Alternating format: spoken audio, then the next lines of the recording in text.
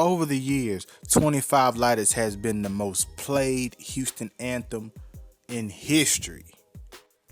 It is one of the few anthems that when you come to Houston, this is one of the first ones you will hear. I'm gonna go deep in depth into the history of how this track was created, how DMD even managed to get such greats on this track such as Kiki and Fat Pat, and just the whole story breakdown. Before we get into this story, like, comment, share, subscribe, hit that bell up there to get notified every time I upload a dope video. Help the channel hit 40K subscribers. Without further ado, let's get into it. How this track first started and became a thing was because of not DJ DMD, but 8Ball and MJG. So in 1994, they released their third album, On Top of the World. One of their best albums out of their whole catalog, in my opinion. That one song that wound up becoming so legendary was a track called All in My Mind. And MJG said this one phrase that became bigger than he could ever imagine.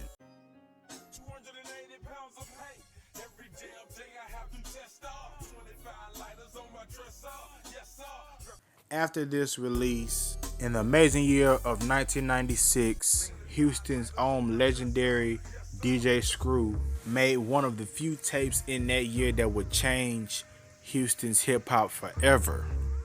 This would be a tape called Leaning on the Switch with Lil Kiki and the late great Big Pokey. And this was just one of those tapes where it was just pretty much Kiki and Pokey just going back and forth, just ripping the mic with no hesitation. And whoever was the one to pick out those tracks for this tape, man, kudos and much respect to you, bro.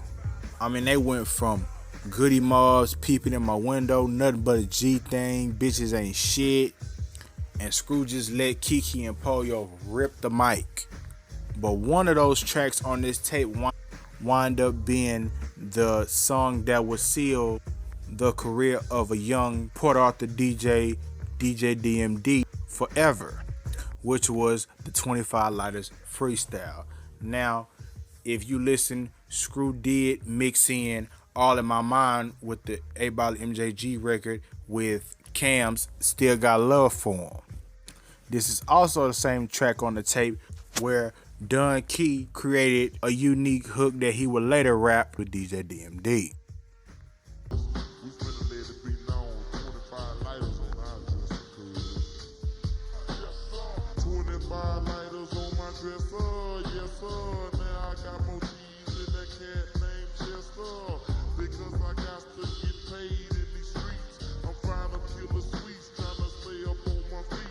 After they did this tape, DJ DMD, he already had his claim to fame with being featured on UGK's Super Tight album and collaborate with them. He wanted to start his own record label and see if he can get stuff off the ground himself independently.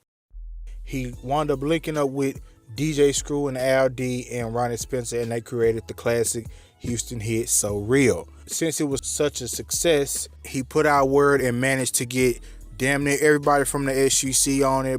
Botany Boys, well, seen all the Botany Boys, Fat Pat, Lil Kiki, Mike D.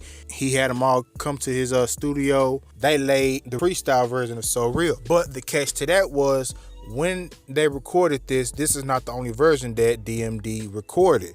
He has several versions and several different verses from everybody, especially Fat Pat. When Fat Pat started going off on the mic, stated from C-Note that it was a non-stop thing. Fat Pat wanted to go on and on and on and just go until the beat couldn't go no more. And C-Note, he was kind of telling him, this is a guy that we don't really know like that. Don't really give him all those verses like that. Just give him enough of what he asked for, and then, let's just go on about our business. But Pat was so intertwined in the beat, it was just in him. Later, after they had left and things like that, DJ DMD stayed in the studio and re-listening to some of the verses that they had spec for him, and he wound up getting the 25 Lighters verse that Lil Keke gave him. He went in his crates, digging through his vinyls, and he found Al B. Shore's Night and Day 12-inch vinyl. He played it. Of course, when you're a DJ, you have all types of stuff that you listen to. And you know when you have a hit on your hands.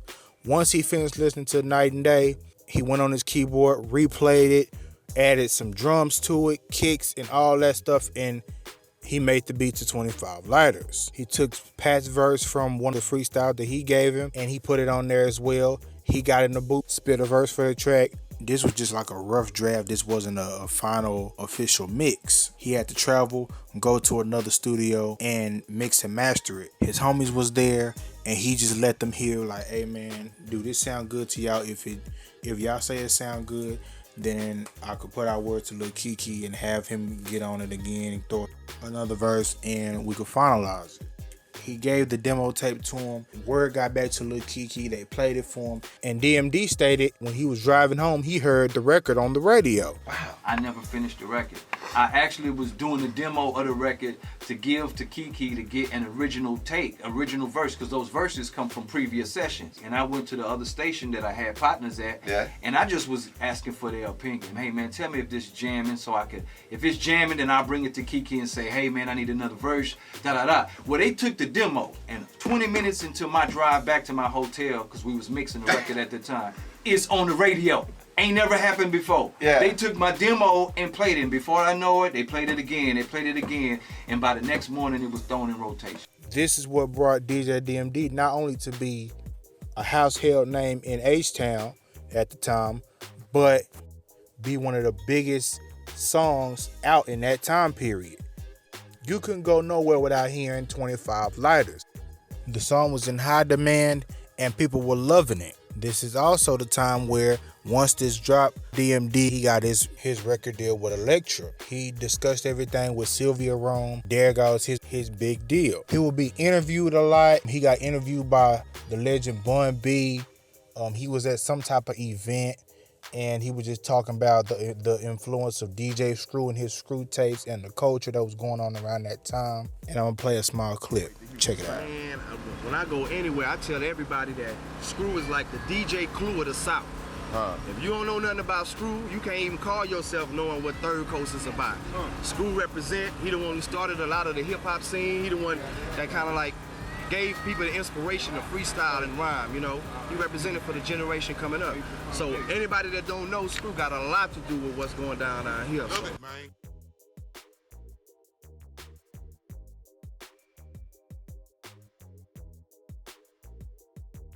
After that, this was like late 98 at this point.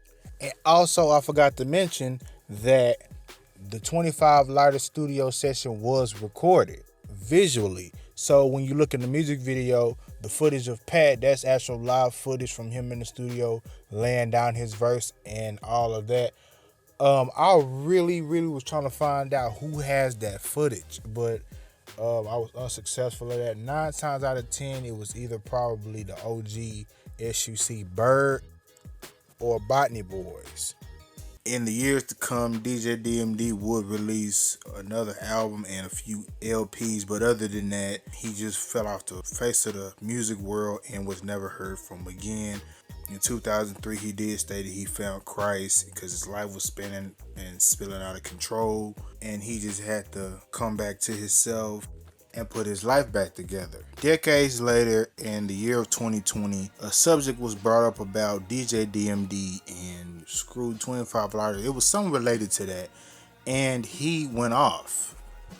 It was on someone's IG post, I believe, and DJ DMD did reply, and I guess he felt like they wasn't giving him his credit, and they was giving, Screw the credit of blowing 25 Lighters up, and he had this to say: if Screw wasn't on my record, who would know if we wouldn't know what the fuck Screw was? Fuck you. Justified. You niggas that's tripping on what I got to say about Screw's contribution to hip hop, I say fuck you. Y'all are the reasons for the confusion. I'm from Port Arthur, y'all Houston niggas been acting like slaves. Wake up, trill talk. And when he did this, man, it lit the internet on fire. Really couldn't gather up what DJ DMD was really trying to say. I'm guessing he's saying that guys always calling on Screw's name, that they were being slaves for him and shit like that. But I don't feel that that's the case. I feel that if it wasn't for Screw, Houston wouldn't be where it's at. DJ Screw really put a lot of people on and made careers blow up, including his. And for him to say that about Screw, it really shows that it was all a money thing with him. If you had this to say, it was so easy for you to say this, that means that's how you've been feeling. And he showed his true colors. And so nevertheless, everybody would start getting on his neck. They were DMing him and trying to get close to him and trying to clarify and get him to call them and everything.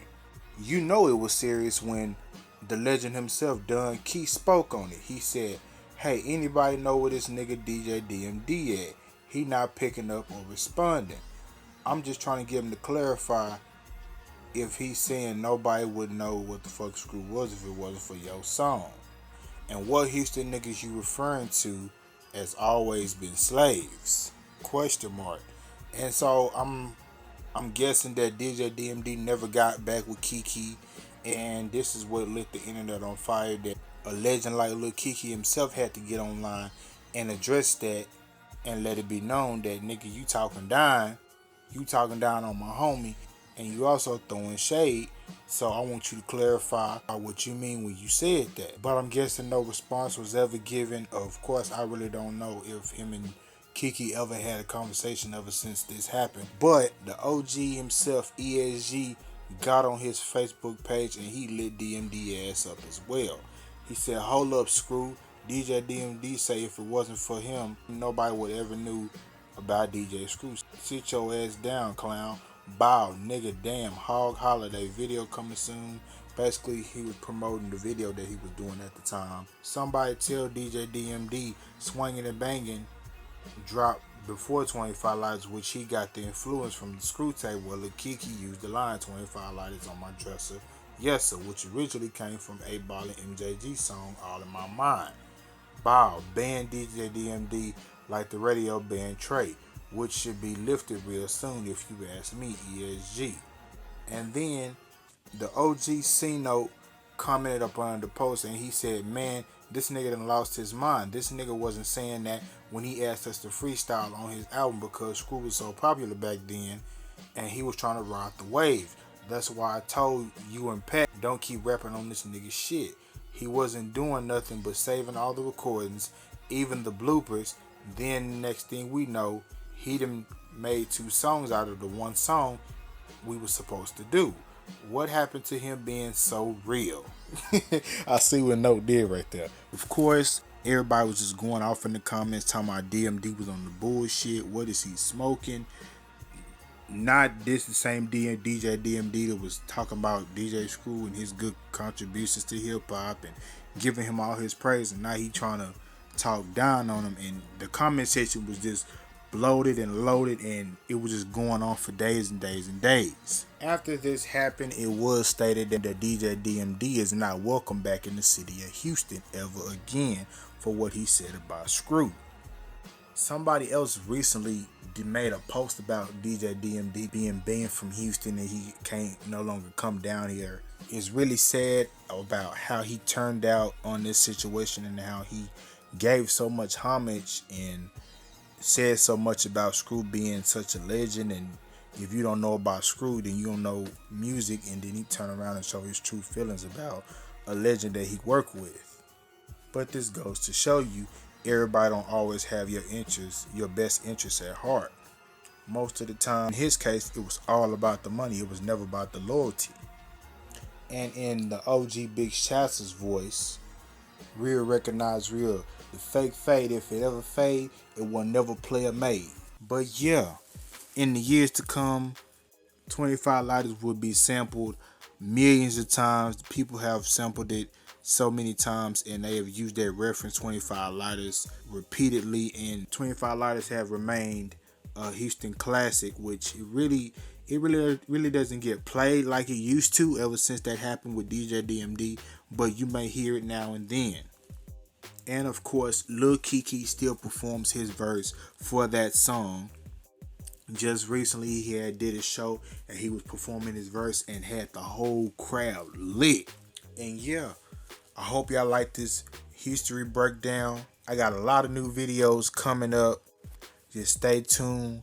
Don't forget to like, comment, share, subscribe. Hit that bell to get notified every time I upload a dope video. Help the channel hit 40K subscribers. Thank y'all for all y'all support y'all been showing your boy. I'm going to keep bringing y'all that heat. Stay tuned. JC for the Culture TV, tuning out.